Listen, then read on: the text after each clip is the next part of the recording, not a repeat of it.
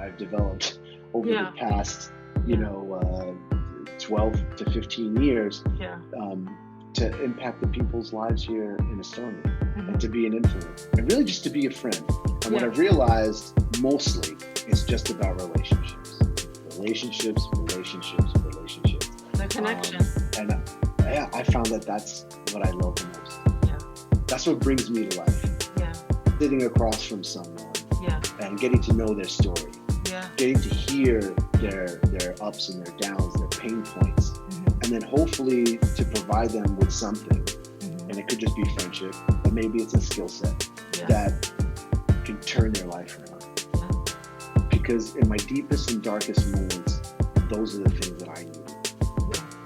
And And now you want to spread it and be able to give it to somebody else that you've been able to see the light and help others. Yeah, absolutely. I want to pay it forward. Yeah. You know, I want to be able to help people.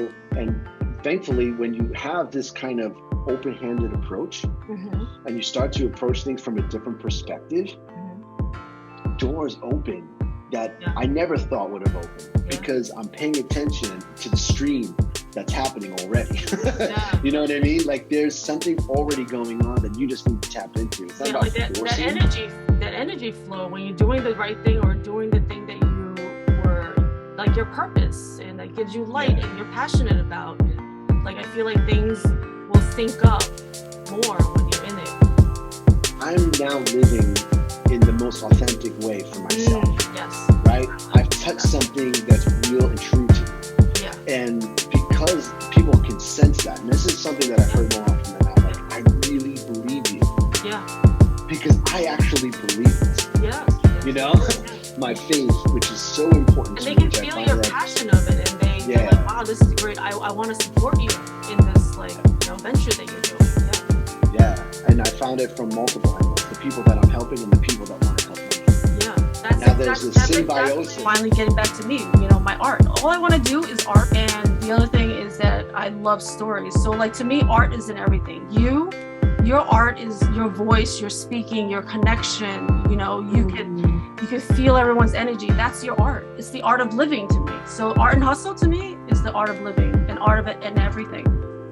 I hope that you cut that piece right there and make it your intro and your outro because that was dope. Ready? Let's do it. All right, we'll do it. All right. Welcome to the Art and Hustle podcast, a gallery of conversations. Today, I have my really good friend, Ralph. Great to see you. And I'm happy to have you here because I want to let the viewers know that you have a great story of struggles that you've been through and the success that you were able to get through it. And I feel like your story will help others. And I wanted to give this platform to you to be able to tell your story. I really appreciate that. So thank you so much for having me. We were talking a little bit before and just want to tell the audience how much I love Linda. I love what you're doing. I love the Art and Hustle. I'm a big fan. I got your painting over here. I got some artwork from you. Estonia is this little country in northeastern Europe. About 1.3 million people. Mm-hmm. 300,000 of that are Russian speakers or of Russian descent. So there's really only like 900,000 Estonians. Yeah. They have their own language, Estonian. It's very complicated. I've been trying to learn it for the past 4 years living here. Yeah. And I'm getting there. It's getting, but it's for English speakers. It's just so hard to. Oh my God! Learn. But, I'm gonna have to put a map up, and we'll have to Yeah. Now, how far are you? How far are you from Ukraine? So yes, that's a great question because it's such a tumultuous time right now. Yeah. It is about 660 miles by airplane, right? So if you were to take a flight, it's about 660 miles to the capital of Kyiv. How many hours? If you were to drive, it would be about 12. If you were to fly, maybe 3 or so hours. It's the same distance between New York and Charleston, South Carolina. Okay. So, far enough away where we're not in any immediate danger, but close enough where everybody's nervous. Yeah. If you can imagine. Estonia shares a border with Russia on its east. And if a lot of Americans maybe not know the history of Estonia, but it was on part of the Soviet Union. So it was under communism for a long time. So there's a deep history of angst. But, you know, like that long history, I have a long history with Estonia as well. My brother lived here for 17 years. He married an Estonian. Wow. So Estonia has been in our family since the late 90s, mid to late 1990s. Yeah. So, you know, like you said, I was born in Brooklyn and I was raised pretty much in Staten Island. We moved there when we were 7 years old. My dad at the time, he worked for a company called General Electric, right? So he was in their accounting. And so before Park Slope was nice like it is today, all gentrified, we lived like, it was kind of the hood, right? So you had, you know, Puerto Ricans and Dominicans and blacks and all. It was a beautiful mix, you know, growing up in that kind of an environment. That's funny that you were in Park Slope then. Then later you met me and I was in Park Slope area, South Park. I know, it was like going back home. That's crazy. Oh my God. I didn't. Yeah, I lived on 3rd Street between 4th and 5th Avenues. Oh my God. And I was on 11th Street between 4th. I would pass where I would live, driving to your house all the time. All the time. You probably told me that, but I totally forgot. Wow, that's crazy. Yeah, no, that's crazy. Yeah. So when I was 7, the owners of the building, you know, like they would pay the tenants to get out so that they can redo the buildings, you know, this kind of thing. And then you know, start I think changing it was probably the neighborhood. Rental, like rent fixed stabilized, rent rates, maybe? Rent stabilized. So they gave my dad a bunch of money, and he bought a house in Staten Island, so we moved there. And at the time, we lived to Mariners Harbor on Union Avenue. So all you Mariners Harbor people out there, how you doing? But it was like farmland almost. It was so undeveloped. It was wild. Wow. Like I saw trees. And coming from Brooklyn, you had to go to the park, and you had to go to Park Slope, the park. But like to have trees in your backyard, it was wild. You know, I had a tree house and a tree fort. And my neighbors, you'd run around in the dirt. It was crazy. It ended up being now it's like Brooklyn. Now it's like Brooklyn. There's no land to run around as much. No, exactly. But you know, my parents from a very early age were a Christian family. So my father was heavily into the church, and so my father, my mother, and my brother. So church was always a big part of our lives. And you know, raised in a very loving home. We were a bit conservative. So we didn't get to watch television, like Saturday morning cartoons. I mean, every once in a while, they were like handpicked and choose, but we didn't listen to the radio. We only listened to Christian music, and we were in church sometimes 3-4 days a week. It was just part of our normal life. You had Sunday services, and all my friends were at church. So as a 7-year-old, 8-year-old kid, it's kind of fun. You know, it was safe. You know, I had programs and all these things. And then, you know, little by little, you kind of grow up and you start to have a mind of your own, and you start to having your questioning, like, what's this and what's that? And gosh, my parents always told me I was a very hard child to deal with. If you can imagine. You know. Very passionate, very motivated, very opinionated. I put my head down, and whatever I wanted, I went. Even if they said no, I would do it anyway. And so I had a lot of spankings in my day, but it wouldn't deter me, you know. So little by little, I started to realize that the things that I was noticing in our lives and the things that I was hearing at church really just weren't making sense. And when I would ask questions, the questions were just met with because. This is how it is. This is what you're supposed to believe. And that doesn't make sense to me. I don't understand. And so little by little, we started to have a rift in our family. Kind of like I was almost on my own island. Where, you know, I couldn't really discuss, say, things that were going on in my life, or and, you know, how I felt about things. It was usually met with a Bible verse or some kind of Christianism, and so I just didn't want to deal with it. So I started peeling away from my family, and then I decided, you know, I was in Christian school. That church had a school.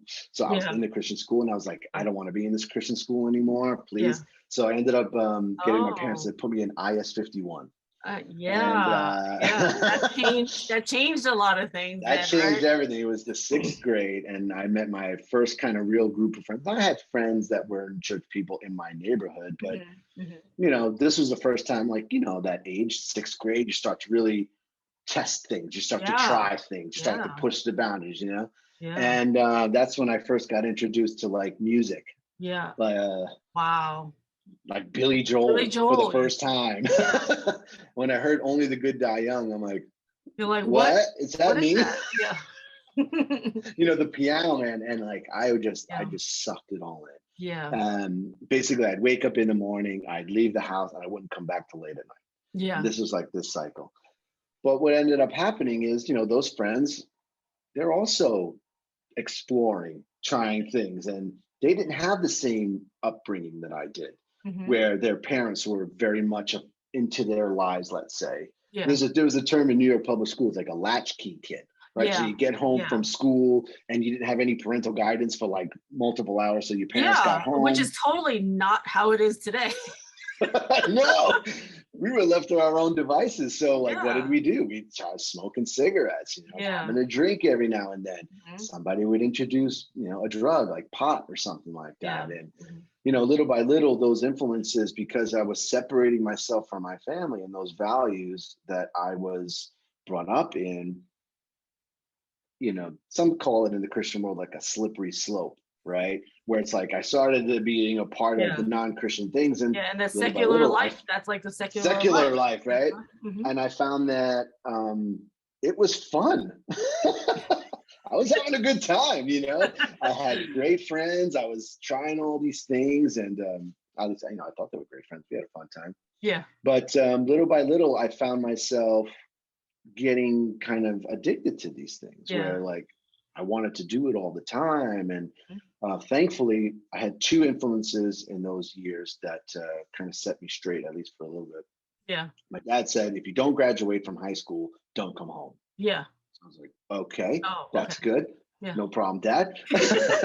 I still respect him. I'm a little afraid of him. Even to this day, I'm still a little afraid of him. Yeah. Even though I know I could take him at this point. Yeah. But and my baseball coach, and he said, if you don't get at least a B average, you can't play on the thing. So I'm like, okay, I want to play baseball. Yeah. I had this dream that I wanted to be a baseball player. I was obsessed with the game. Yeah. You know me, like baseball. Yeah. That's. And so, I had at least some guardrails. That's good. That kept me on the straight, because like I mentioned before, like I am motivated. I wanted to be somebody. I found that, my father during this time also lost his job. So our financial situation was in flux. Our family dynamics were in flux. Everything was just becoming this unraveling, anxious. And I couldn't go to my parents. I couldn't express myself because there was this seeming difference in how we saw the world and my experience with it. So, I got jobs and I did my own hustle, and I got out there. I was always working. Yeah. Whether it be like Model Sporting Goods or one of these places, having a job, having money, because what I saw in my house and happening to my dad, losing his job and getting depressed, even though he wouldn't have said it, having to put on that positive face of being this Christian, positive person, this idea that because we're Christian, God is going to prosper us. There's this very strange dynamic. And, hey, he's a man, 4 kids, trying his best, trying to raise a family. Yeah. It's not easy. Yeah. You being a parent now, I have 2 young kids. It's hard. Yeah. I have total respect for him. But at the time, you're 15, 16, 14 years old. You don't get it. No, not at all. I mean, I grew up in a house that, the Puerto Rican house, so my heritage is Puerto Rican. And there's a little bit of machismo. There's this just a little house, little more than most, I think. But my father's and he's also an introvert, and so he doesn't share his self with us. And I'm the father, I make the rules, this kind of thing. So I was like, okay, if that's how it is, I'm gonna go. And I left as often as I could. And, you know, with the drinking and the pot smoking and this kind of thing, I was like, my brothers were like, hey, you know, we see you going down this path. You know, we have some concern, and rightfully so. I think I was going down a bad path. Yeah. And so I had decided, let me leave Yeah. Staten Island and New York City. Let me change my environment. Let me go to this Christian school in Oklahoma. My brother was a senior there at that time. Yeah. Like, come, I'll take care of you. I'll show you around. It's great Yeah. school, this and that, called Oral Roberts University. So I get there, and To culture shock. Oklahoma. Yeah. Oklahoma, Tulsa, Oklahoma. Yeah. Yeah. This New York City kid. I figured it was the same thing. My brother was from New York City. Yeah. I mean, you think he's doing good. we are He's two totally okay. different people. Yeah. We are two totally different people. Yeah. And unfortunately, you know, I had a real culture shock. It was really hard.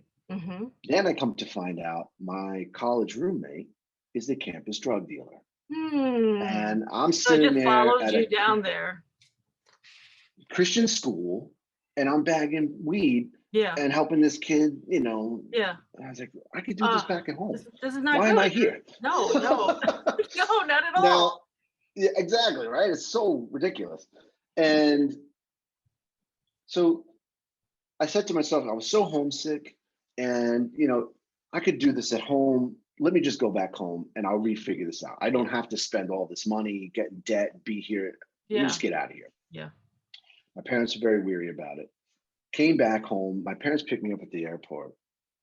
And instead of driving back to Mariners Harbor, they drive to New Jersey. You're like, what? And I'm like, what happened? They're like, oh, sorry, we moved. And you had no idea. Now, unfortunately, I had no idea. Unfortunately, you know, because my father had lost his job, he never really got it. He had doing odds and ends kinds of things. Yeah. He never really had that. So they lost the house. I didn't know. Yeah. And, you know, I had to move to New Jersey.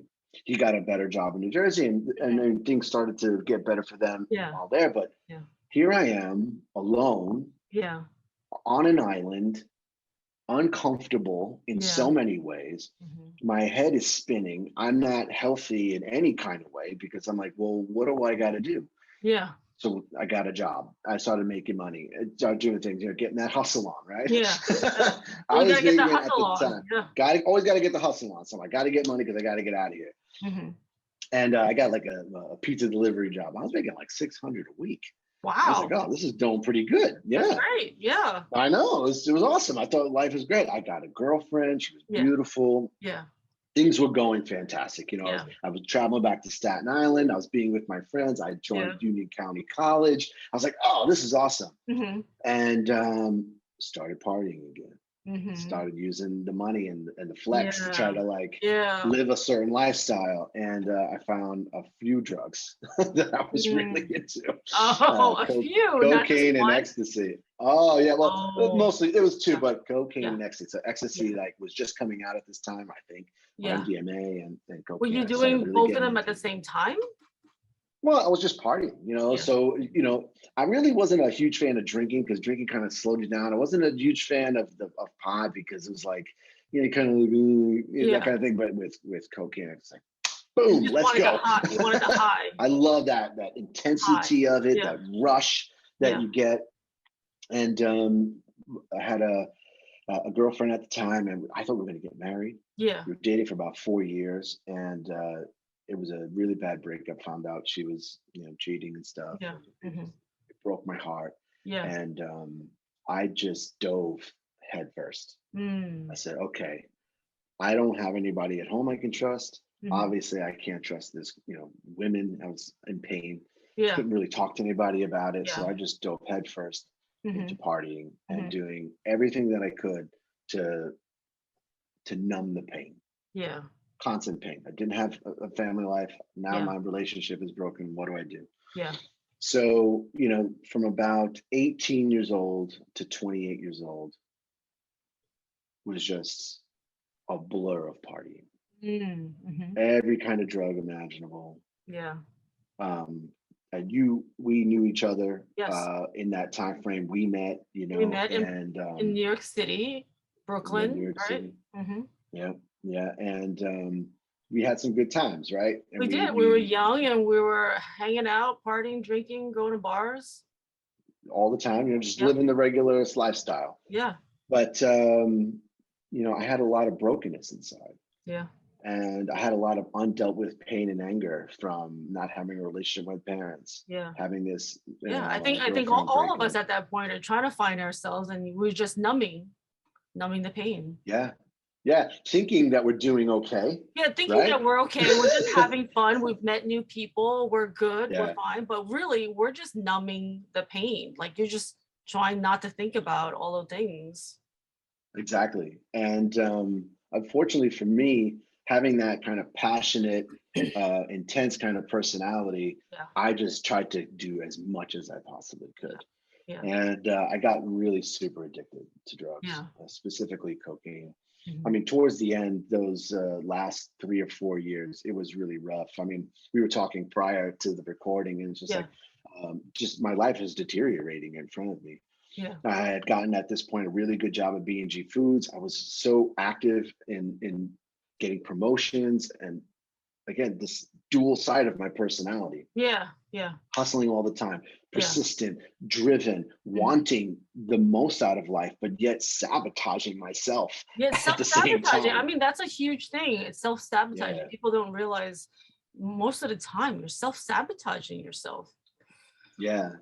And all my friends were doing the same thing. So it wasn't as if I thought I was doing anything wrong. And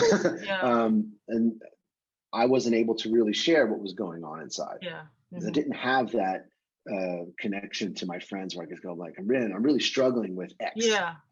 Just get over. Let's go have a beer. Let's go do some stuff. You didn't have that safe space to be able to talk about your feelings, the struggles you're having. That's hard for men. Yeah, I mean, I think it's a endemic or a pandemic for men, like where it is. Don't have those spaces. Exactly, that's a huge thing, because women always, women are known to like vent their feelings. It's all about feelings for us, right? We're always getting together with our girlfriends and we're venting, but guys don't have that in general, unless you have some like a certain guy in your group that is like that. But majority of guys are not taught that. You got to be like strong. You got to be like tough. Have a shield up, protect. All of that. So that's super hard. Exactly. Yeah, and so where did I go? What could I do? I found myself in a position where my manager at the time, she would write me up at work. So I had this extended personal file of, leaving work early because I would get the fix. I had to go because I had to go to my drug dealer's house or something. And I'd go missing. I wouldn't call in. My car got repossessed. Literally, my whole life was falling apart in front of me. And I felt like I couldn't turn to anybody because I was so embarrassed and I was ashamed, because I have pride and I'm like, trying to just patch it up.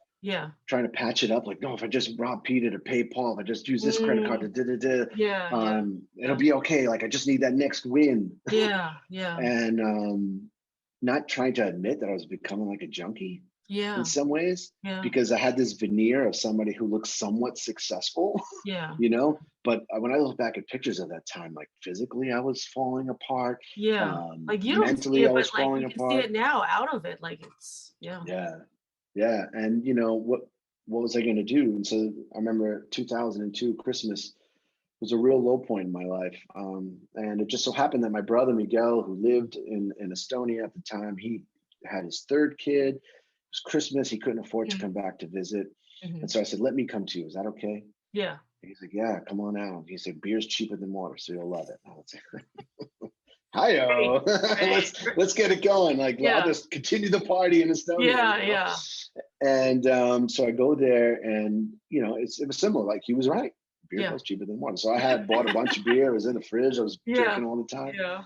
Partially just to numb myself and satiate, just try to get by, and enjoy myself. But right before Christmas, he said, hey, there's this mom who has 2 daughters, and that we were thinking about inviting them over for Christmas. Do you mind? So I was like, sure, the more the merrier. I mean, I have 3 young, nieces and nephews, so I figured another mom, kids. Yeah, I love kids. They love me. Let's have fun. Uncle Raf. And I opened the door, and it's a mom and 2 adult daughters. Wow. And I look at one of them, and I'm going, oh my gosh. And I think about it now, like, I'm going to be in trouble. And I pursued her hard. I mean, Love I it, love at threw, first sight. or at least lust. Well,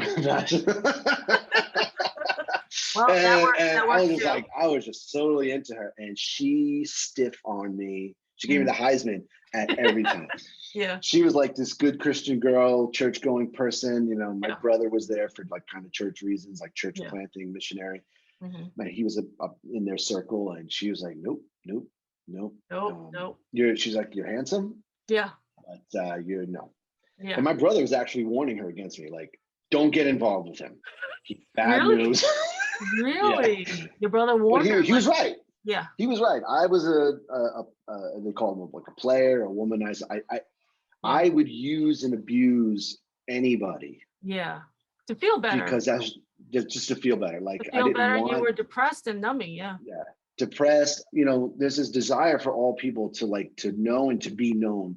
And like when you don't have that combination, you lose your sense of self. Yeah. Right. And so you just end up becoming these exchange of using relationships. Yes. And I thought they were using me and I'm using them, and didn't care about their feelings. And all the thing is that you just want to feel better. You want love. I just want to feel better, but you don't want to be vulnerable. I didn't know how to love. Yeah. If I'm honest, I just didn't know how to really love somebody. Yeah. And I was yearning for it, you know, like I wanted it, and I would always sabotage it. Yeah. Sabotage myself, sabotage the relationship. And so. And that goes into knowing how to love ourselves. And that's the first thing that we have to do, which is super hard. If you don't know how to love yourself, then it's hard to love somebody else. Absolutely. Absolutely. And when I was getting this pushback from her, it just kind of made me want her more. And so, which is great, but I'm like, well, I'm only here for 10 days. Yeah. You know, what am I supposed to do? I mean, she lives literally, 4,000 miles away. Internet was not really great back then. It was AOL, it was dial-up. Yeah. Right. It was terrible. But I said, you know what? Let's exchange information. She was like, you seem like a nice person, but you're in a bad space. It's clear. Yeah. So I got touche. I got you. But let's exchange it. So we did. We exchanged information and we kept in touch. And I just kept thinking about it. I kept thinking about it. I had this moment in my life where I was literally falling apart, and I saw like an opportunity to maybe make a change. Yeah. And it was the following year on Good Friday where I had this moment, and I was sitting in bed, drugs in my pocket, living at my parents' house. Like I was literally, what am I doing with my life? Yeah. And I can recall myself saying, if you don't do something, you're going to die. Mm-hmm. You're going to die. The only way that this path is going to lead you is to death. Yeah. So I kind of sucked up my pride, and I went towards my parents' room and I knocked on the door and I said, Mom, Dad, I'm going through a lot. Yeah. I'm hurting. Yeah. I'm addicted to all kinds of things. Yeah. I need help. Yeah. And that fear that I had of what their reaction would be. Yeah. Just melted away. Yeah. I took a step towards them and they took a step towards me, and they saw that I think there was a genuine desire. Mm-hmm. I can't do this anymore. I'm carrying this stuff. Mm-hmm. And so my dad, being, my dad and a Christian guy, he said, okay, let's pray. We love you. Mm-hmm. We've never stopped loving you. Mm-hmm. And it was really the first pebble that kind of started what would end up being an avalanche. Yeah. I was very addicted to things, and my mom, she held me that whole night like a little kid again. Here I am, 27 years old. Yeah. Oh, I just turned 28 years old. My mom's holding me, and like I'm shivering because I'm going through withdrawals. Like I want this stuff, and my body's feeling it, and my heart's feeling it, my mind's feeling it. And so I decided I'm going to start making some changes. So I started to go to church. I started to read my Bible. I started to kind of like not hang out with my friends as much, started to change my environment, started to like renew my mind, because I know like for that 10-year window, it was just living a certain kind of way. And that way was to death. So I was like, I don't want to die, but physically I kept falling, and drinking with my friends and just still doing cocaine and all this kind of stuff. And, it was less, it was less, but it was still, it was still around. It still had a hold on me, Yeah. And so I decided I'm going to go back to Estonia to see if this girl is it. So August of that year, I went back. And so on the plane, I said, I don't know if you're supposed to do this or not, but I was like, God, if this is the one, just give me a sign. Yeah. And I was like, just this naive kind of throwing caution at the wind. And I get there. And so my brother and his wife had planned my whole vacation. I'm like, whoa. I'm here for her. Yeah. Again, that passion, that drive, like, stop. Yeah. I need to figure something out. And so we bought an overnight ticket on a boat to Stockholm, Sweden. Yeah. So we get on the boat. Here's this girl. She's like 19 years old, 28 years old. And she gets on this boat. We barely know each other, Yeah. And Murphy's Law hits. Everything that could go wrong goes wrong. Yeah. We almost miss our boat. We miss the transport to and from places. We get lost. Yeah. We don't have the GPS. It's like internet. It wasn't a thing, right? So I'm like, what do we do? A map? I don't know Swedish. Do you know Swedish? Yeah. No. I don't know Swedish. Yeah. Oh no. But, we're taking pictures, we're eating food, and I find that we're laughing. Even and we're through having this good time. This time. Yeah. Yeah. And I'm like, that's it. That's it. That's my sign. If she can be like this in this moment. And enjoy it, even though the trip is not working out the way it's supposed to, and she can enjoy it, and you guys are still laughing through it. Like, it was a beautiful moment. Yeah. So on the boat ride back, I said to her, I was like, look, I love you. And she's like, what? Like, I know, like, I don't want you to say it back. Yeah. She's like, I'm not. You know Maria. You know how Maria can be. She's like very blunt. And most Estonians are like that, very straightforward. Yeah. I say, but I just want to let you know that I'm going to do whatever it takes to make this work. Yeah. And this goes back to that persistent, my makeup, the hustle, the drive to get things done. And so instead of going towards the bad things, I pivoted and I started to make it towards the good things. There's that word, pivot. And, Pivot. Got to pivot. And it's a part of life. There's nothing, change is the only constant. Yeah. That is true. You have to be able to pivot. Yes. And so over the next, 2.5 years was just me. I got back in the gym, physical health, got back into my faith for my spiritual health, got back into my job and excelling, got my financial health worked out. Yeah. And so my next goal was to be a person worthy of marriage. Yeah. I want her to be proud to marry me, to have all my ducks. You're not going to have all of them, but most of them in a row. Most of the ducks in the row. Get most of the ducks in a row. And so, unfortunately, I still had this drug thing going on. And part of that story was pretty miraculous. Yeah. 2004 was February 1st. It was just this, again, a pivot moment in my life. Yeah. In that story arc that we all have. Yeah. Where I was in church, I had drugs in my pocket. I wasn't supposed to do that in church, but I had it. Maybe, from the night before. Not, maybe not. Yeah. That might I had it from the night before. Yeah. And so I got home and I said, okay, God, I can't, maybe I should join rehab. Maybe I should do something like this, go to Alcoholics Anonymous or Narcotics Anonymous or something. Yeah. But if you could take this from me, I'll tell everybody you put in front of me what you've done. Yeah. I went to sleep that night and I woke up the next morning and I've never wanted it since. I have not touched anything since. And that was 2004, was 2022. I'm coming up on, how many years is that now? A lot. 18-year anniversary of not touching that stuff. Wow. And gosh, it was this moment where, whether you believe in God or not, it was like an aha moment there's something for you. Bigger in the world. There's something bigger in the universe that we can tap into. Yeah. And I was just so excited. Yeah. And so, getting my ducks in a row got easier. We got married in 2006. She moved here and we lived in the States for 12 years. Yeah. And basically that whole time was one, learning how to be a husband, learning how to be a family person, excelling at my job, but always figuring out I want to do something different with my life. This can't be it. Yeah. You know, just doing the 9 to 5, getting Yeah. up, the grind of that corporate America lifestyle was like, Yeah. You had this like gut feeling that you had to give out more. There's something more in life Yeah. than just that. And that's not to downplay that. That's necessary. And if you're in it, great. But trying to figure out, how do I leverage those skills in the corporate world into the nonprofit world? Because that's really where I found part of who I am, is to help people, to share my story, to be in their lives, and to inspire them, hopefully, to make a change where they can make a change. And sometimes it's just small, simple, incremental things. Sometimes it's big, miraculous things. Exactly. It's everywhere in between. So, you know, just being an encouragement to somebody. Yep.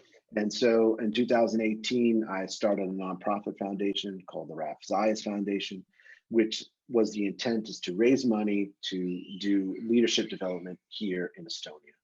And in 2018, we launched out. We were able to get a nice early on investment into what we were doing. People were excited. They knew me. I had become a pastor in that time. I had become a nonprofit leader in that time. I was doing corporate, nonprofit. My health was excellent. I mean, things were really on the up. Yeah. And I decided to make another jump and make a pivot and say, okay, let's launch out. And we get here to Estonia, and it was great. I was just so excited. Knocking on doors, doing the hustle, you know, like making it happen, right? And my brother was very proud of me. He was like, you know, those things that you were able to do. He had been here 17 years, so he had a long network of people that he had developed over those years. And I used some of that, which was a benefit. Obviously, it opened some doors, but it was really just me and doing the things we were doing, and your hustle. you know, just getting the hustle out.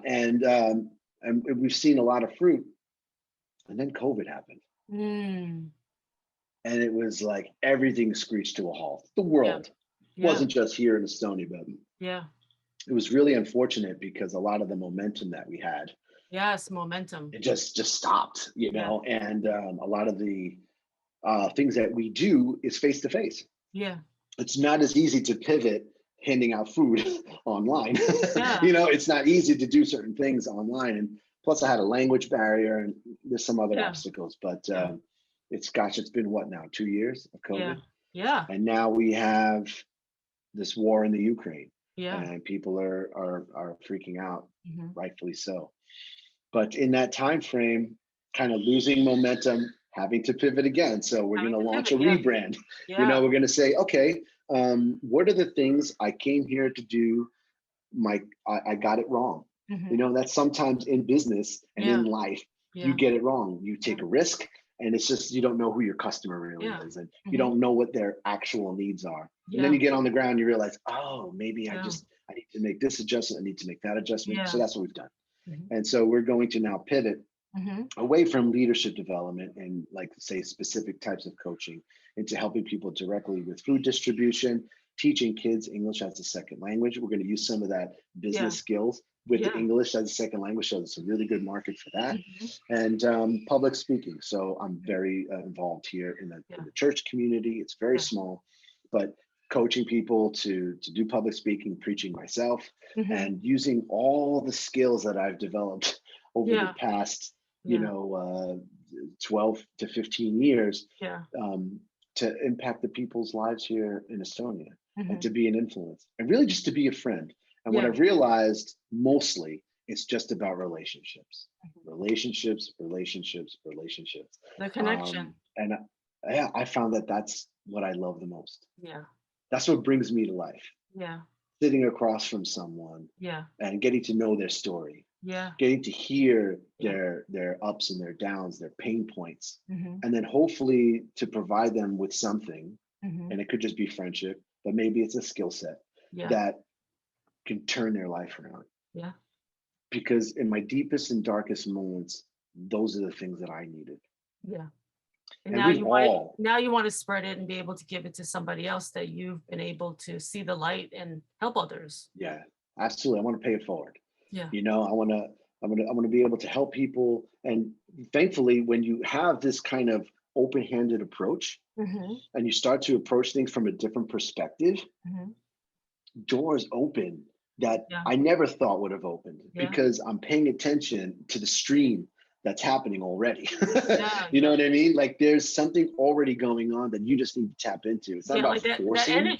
that energy flow when you're doing the right thing or doing the thing that you were like your purpose and that gives you light Yeah. and you're passionate about it. Like I feel like things will sync up more when you're in it. I'm now living in the most authentic way for myself, Yes. right? Exactly. I've touched something that's real and true to me. Yeah. And because people can sense that, and this is something that I've Yeah. heard more often than not, like, I really believe you Yeah. because I actually believe this, Yes. Yes. you know, Yeah. my faith, which is so important And to they me, can which I feel find your that, passion of it and they're like, yeah, wow, this is great. I want to support you in this like, yeah, venture that you're doing. Yeah. yeah. And I found it from multiple angles, the people that I'm helping and the people that want to help me. Yeah. And now there's this symbiosis. Yes, that's exactly kind of how when I started Artandhustle, Yeah. the name just like was like perfect. I was probably talking to my partner about this and I'm like, I think I want to start doing art shows. And and the name just clicked, I'm like, I think I want to do art and hustle because hustle is what you need to be able to push your art out there. And it's super hard in New York City to get your art out there, right? Yeah. So you need to like have a good hustle. And once I established a name and started doing art shows, people just loved it because they loved the name. They loved the energy they felt at my art events and art shows, and it turned into like an art party where they all say this, where they felt this like connectedness and no judgment. Everybody was like supporting each other, whatever kind of art you were doing. Everyone just felt like this room and energy of the room was like That's everyone's amazing. supporting each other. It Yeah. was like magical at that point. You have people Yeah, painting, you have people doing music, you have people doing body painting, and then you have vendors who are selling like either food or drinks or special things. Like it's just every time there was an event, it's just a beautiful energy. And then Oh, when you're that's doing amazing. what you're supposed to be doing, it just kind of works out that way. It was like Yeah. successful. Yeah. And same thing with you, like with COVID hit, I had to pivot.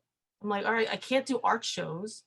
And my That's right. partner Dave's like, I originally wanted to do podcasts with him and it'd be the two of us talking to people.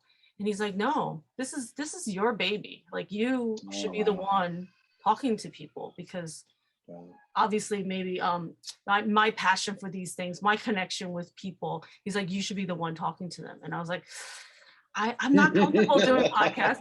I'm not comfortable being the forefront. Like I want, Right, even though I right. started it, it's hard for me to put myself out there. You feel vulnerable and you're not, you're Sure. not comfortable. But he's like, you need to do it. So like I'm pushing myself. And I feel like with COVID, like I want to still talk to these amazing artists and I want to talk to my friends who have gone through, struggles and success. And I want to hear their stories. And I want to know like what tips and tricks that you were able to implement in your life to be able to make those changes. So I'm so happy, like, this is why I'm doing this. And be able to connect with you. And, like yours is like, the art of living, the art of motivation, the art of whatever, like there's art in everything now. So it's not just art. Love that. It's not just art and hustle. It's the art of life to me. Yeah. And so every I story. love that. Art is in everything. Yeah. I Right. feel like art is in everything. So I feel like Yeah. every person that I've met has a story, has something that needs to be told. And I'm starting to love it now. I'm starting to like enjoy more the conversations, trying to get less nervous. And I'm editing all of these videos myself and I'm seeing like lines together, like every advice that people are giving, it's starting to connect. And like Oh, that's amazing. it's connecting the dots. So things, something that you said will connect to somebody else said. And like to me, it's like beautiful now, like connecting all of these things, like an art piece. Yeah, it's beautiful. So I'm happy like we're able to, connect and, even though you're so far away, you're able to tell your story because it's hard for people to tell the truth and tell those things that Being are honest with yourself is a key component to being healthy in every respect. Yeah, to tell Right. exactly, I was addicted to drugs. This is what happened. And it was hard. Here are the things that I did. It was a struggle, like to be vulnerable and tell that truth. is beautiful. And I appreciate you very much for being able to tell the truth of your struggles and be authentically more yourself. Because that's all we need. That's all we need more of, is to be more authentically ourselves, to be more happy. Because you're not hiding anything. This is it. This is what I did. And this is what, I'm not perfect. These are the struggles I have. And if it helps you to tell a story, helps somebody know that they're not alone, then it's like all worth it to be able to do these podcasts. Yeah, I mean, that harkens back to something that I said. I thought I was alone. Yeah. And I really wasn't. And it was a lie. Yeah. Right. And I think when you're lying to yourself and you're believing a lie, then you can fall into those traps. Yeah. And so looking yourself in the mirror, and it's like, everybody has their stuff. Everybody has a story. Everybody has an issue and a problem that they need to overcome. And I'm so thankful that I have had the opportunity to overcome. And now, like, all those relationships that were broken have been repaired. Yeah. So my favorite thing of Jesus that he says is that all he wants you to do in life is to love God and love your neighbor as yourself. Yeah. And it starts with loving yourself. Yeah. Right. In order for me to love you, I need to love myself. Yeah. And it's this beautiful circle that in the healthiest form can transform your life. And so that lens to see all of this through that, how I'm wired to do leadership and to do public speaking and encouragement and this type of stuff for you, and to this podcast and the art, and make this connection that life is art. This art has so much potential for everybody, as long as to know and to surround yourself with people who are going to support you in the midst of all that stuff, and to keep that course small. Don't share with everybody, but to have enough people in your life that you can be truly honest. If you can be truly honest with yourself, the sky's the limit.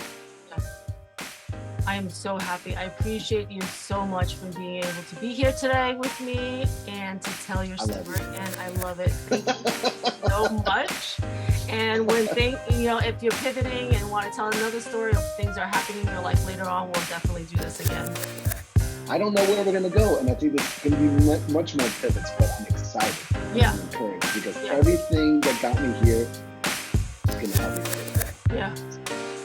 I know the best is yet to. Thank you so much. Sharing that story and stuff with me. I feel like now I kind of understand the context. Oh, so you understand? Yeah, like people are always wondering, like, what is art and hustle? What does it mean? So I'm glad I was able to just tell you more of it, because I probably have to do a little bit more, maybe just videos of me explaining it and me telling my story a little bit, so that people would understand, like, what is art. And I love all of the stories of people, because I have my own struggles, my own stories that I want to tell. And I feel like all of these stories help people.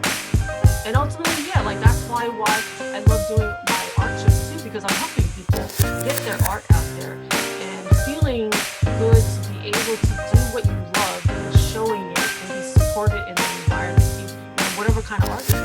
It's scary to put your art out there, because that's like vulnerability of something you did, and it's on a wall. So you're putting a piece of you on a wall for people to judge and critique and say, that sucks.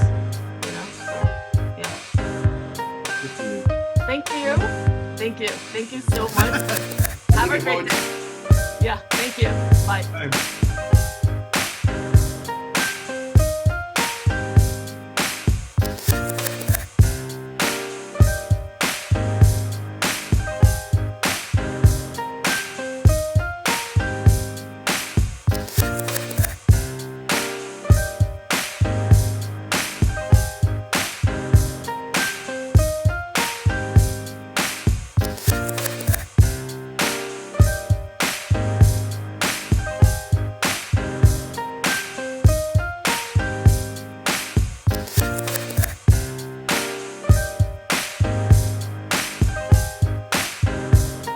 Like finally getting back to me, my art. All I want to do is art. And the other thing is that I love stories. So like, to me, art is in everything. Your art is your voice, your speaking, your connection. You can feel everyone's energy. That's your art. It's the art of living to me. So art and hustle to me is the art of living, and art of it and everything. I hope that you cut that piece right there and make it your intro and your outro, because that was dope. The negative of my father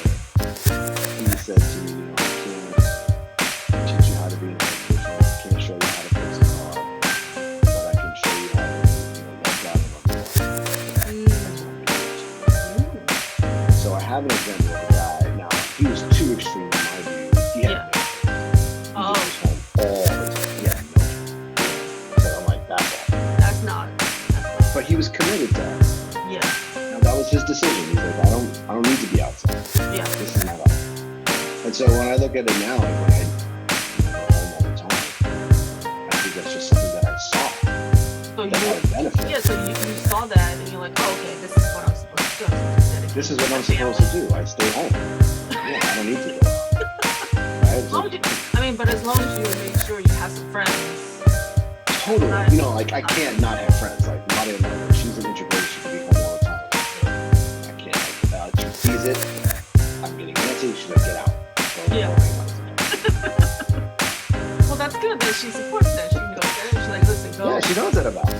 Yeah, you know, and she needs her things too. And so, you know, you make sacrifices. That's marriage. You make sacrifices. You have to. Yeah. Compromise and sacrifice. I want to see her be fulfilled in life. Yeah. Whatever that looks like. And you know, it's hard for her because you know, you got two mom, two kids. It's just, you know, it's all consuming. It's so hard. Yeah, so like, you know, I keep telling them, it's your turn. I'm ready to see you at home. Go do your thing. That's great. You know, and like, I get enjoyment out of seeing you happy. Yeah. That's awesome. Yeah, like you have to realize that they need to be happy by themselves. Not, you know, you can't bring them all of their happiness. Like you can only bring your best version of yourself to your partner, and they bring their best version. But each of you have to be happy on your own and have worked on your issues and whatever and come together. You know. I get it. Yeah. Wow.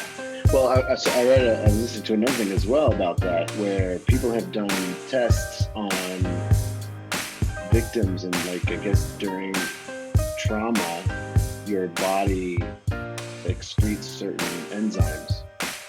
So they've taken trauma victims and like done blood analysis, and then like 2 and 3 generations, those same enzymes are in that third generation. Yeah. So it does kind of carry over in some weird way. There's some Generational DNA trauma. genetic thing that Yeah. carries over. And unfortunately, I see that